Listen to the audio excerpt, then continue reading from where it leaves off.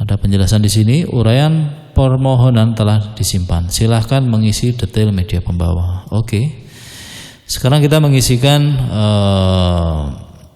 sebuah tampilan window yang mendefinisikan menu media pembawa. Sekarang kita masuk, kita tambahkan saja satu media pembawa. Nah, bentar. Tadi ini kan masih tidak bisa diinput ini. Tidak bisa diinput sebelum ada klik tambah. Sekarang kita tombol tambah, klik. Kita tidak perlu mengisi urutan 1, 2, dan 3 ini. Kita tinggal ketik aja di sini, katakanlah ayam Arab sudah otomatis terisi. Berasal dari mana? Ya tentu saja dari database karena sudah didefinisikan. Nanti akan tersedia di tutorial berikutnya.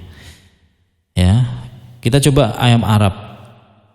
Ini sudah tersedia di database. Kalau kita mau ganti lagi ayam, katakanlah ayam KT gitu, atau ayam bekisar, nah sudah ada di dalamnya. Misalkan ini. Nah, kemudian kita tambahkan bangsanya apa? Katakanlah bangsanya lokal aja. Kemudian keterangannya, katakanlah warna bulunya merah dan abu-abu. Katakanlah begitu. Kemudian identifikasi lainnya apa bla bla bla bla gitu ya. Nah, selanjutnya adalah jumlah jantannya, katakanlah berapa, betinanya berapa. Ini saya coba 1, ini 2. Totalnya 3. Kalaupun misalkan tidak tahu jantan betinanya, katakanlah DOC, ya ini dikosongin langsung jumlahnya ada di total saja, enggak apa-apa. Ini dia, negara asal media pembawanya adalah dari Australia. Ya, coba kita lihat di depan. Pemiliknya aja di Singapura, tetapi media pembawanya berasal dari Australia. Mungkin kan? Nah, ini berbeda dengan generasi-generasi yang sebelumnya. Di Ekivet ini sudah terdefinisi. Nah, mengenai kode HS, ini adalah bagian yang terkoneksi dengan INSW. Kode HS adalah kode tarif kepabeanan, sehingga sebenarnya tidak ada hubungan secara langsung dengan struktur data karantina. Oleh sebab itu, bila mana seorang pemohon PIB dari Bea Cukai menyatakan bahwa ini kode HS-nya sekian, nah ini silahkan diedit saja, diganti saja menyesuaikan dengan apa yang dia minta. Artinya apa? Ini akan menghindari tuduhan bahwa seolah-olah karantina bersekongkol dengan para pihak untuk menurunkan tarif bea cukai. Ini sangat berbahaya. Oleh sebab itu, sejak Ekivet struktur data ini sangat-sangat kita perhatikan dan berubah total dibanding sebelumnya. Kode HS bukan merupakan acuan yang utama, sementara kode HS hanyalah sebuah input data yang bersumber dari institusi lain yang agar ada relasinya. Jadi demikian penjelasannya untuk kode HS. Silahkan sesuai dengan apa yang dimauin oleh pemohon dan bea cukai.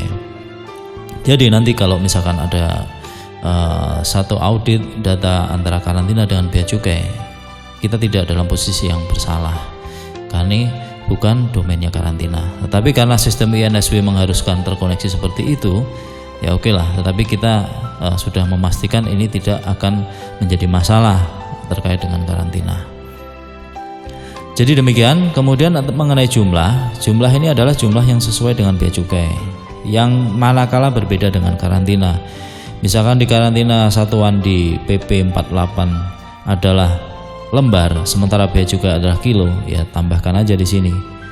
Ketika di sebelah kirinya adalah karantina lembar, sementara di bea cukainya kanan adalah kilo, silahkan tambahkan di sini. Bila mana ada perbedaan jumlahnya.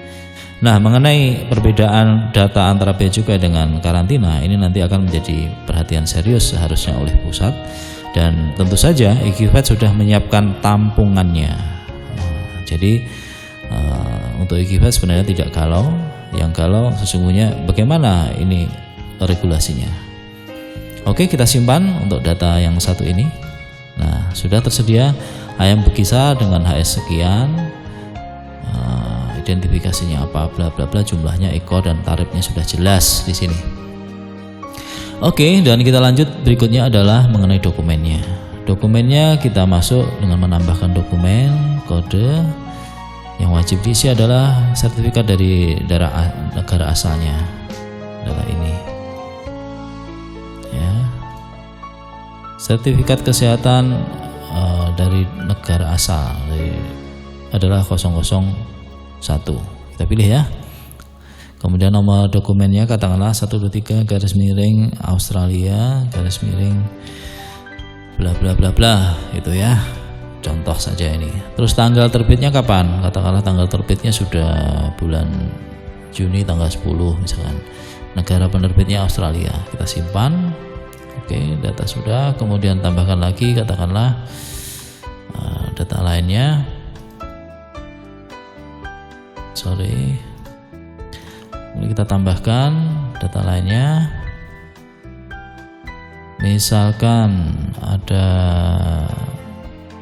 RW Bill.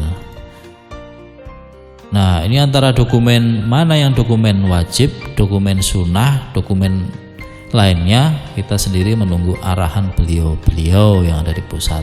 Kalau ada perubahan ya monggo. Sementara di EQVET sudah tersedia secara detail, rumahnya tuh sudah tersedia, tinggal menunggu arahannya. Mau diisi apa? Ya monggo kerso. Oke, saya lanjut dengan nomor dokumen. Misalkan ini AU, RW Bill. Tanggal RW Bill-nya katakanlah hari kemarinnya, negara Australia, simpan. Oke. Dokumennya ada 2 misalkan. Silahkan ada lengkapi dokumen lainnya. Kemasan. Ada nggak kemasannya? Misalkan dikemas dalam sangkar misalkan. Oke, mereknya katakanlah apa gitu. Mereknya.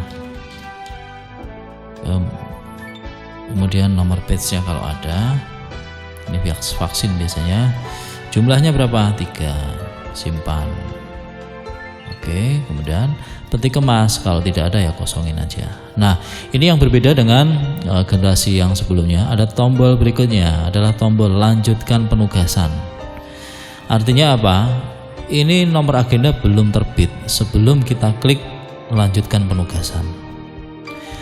Tombol ini adalah bagian dari perbaikan di EQVET sebelumnya, yang mana ketika saat itu terjadi nomor agenda yang double akibat kedua operator sama-sama galau meninggalkan satu aplikasi secara demikian agak lama, kemudian belum menyimpan permohonannya, jadi dibiarkan menggantung dulu.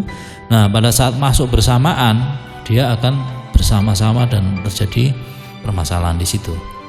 Sehingga tombol ini adalah solusi terhadap permasalahan duplikasi nomor agenda di masa-masa sebelumnya. Inilah bagian dari komitmen perubahan-perubahan. Sehingga yang namanya update itu di dalam satu aplikasi adalah satu hal yang wajar dan wajib dilakukan. Kalau tidak, ya itu namanya tidak punya komitmen. Kita lanjutkan penugasan. Oke, dan sekarang kita masuk di halaman atau window tab menu penugasan. Di sini seorang operator tidak bisa melakukan satu tindakan penugasan. Kita hanya bisa menyimpan tanggalnya saja misalkan. Kemudian tugas operator sudah selesai dalam konteks menginput permohonan. Selanjutnya akan dilakukan oleh level user lainnya, diantaranya adalah pemberi tugas, kemudian fungsional, medik, paramedik, kemudian termasuk penandatangan sertifikat, termasuk oleh seorang bendahara. Mungkin demikian untuk tutorial kali ini yang dalam ruang lingkup seorang operator. Jadi saya rasa operator sudah selesai pekerjaannya, nanti akan dilanjutkan oleh ruang lingkup level user lainnya. Kenapa muncul password issued belum diisi? Ya, apa maksudnya ini? Karena ini ada password yang pada saat seorang super admin mengisi passwordnya keliru, artinya tidak sesuai dengan password yang sudah diberikan di pusat atau yang ada di server pusat. Artinya data ini tidak sinkron, karena sesungguhnya setiap tutup menu akan terjadi synchronize data. itu yang ada di EQVAT, dan itu merupakan value yang ada di EQVAT. Kalau ini bagian dari nilai yang memang harus diakui sebagai keaslian ide dari EQVAT, ini adalah yang sesungguhnya. Kita tidak melakukan satu jiplak sana jiplak sini. Ini adalah bagian dari komitmen bahwa setiap kali proses simpan akan terkoneksi dengan server pusat. Oleh sebab itu, server pusat untuk aplikasi karantina hewan memerlukan server yang benar-benar handal. Kebutuhan untuk synchronize data, baca tulis sangat banyak yang harus dilakukan oleh sebuah server di pusat, khususnya aplikasi karantina hewan. Dan ini akan menjamin semua data update saat ini dan detik ini juga di pusat. Jadi tidak perlu harus obrak sana obrak sini terkait dengan data sinkron. Demikian yang bisa saya jelaskan terkait dengan tutorial dalam ruang lingkup operator. Mudah-mudahan bermanfaat, dan saya akhiri. Wassalamualaikum warahmatullahi wabarakatuh.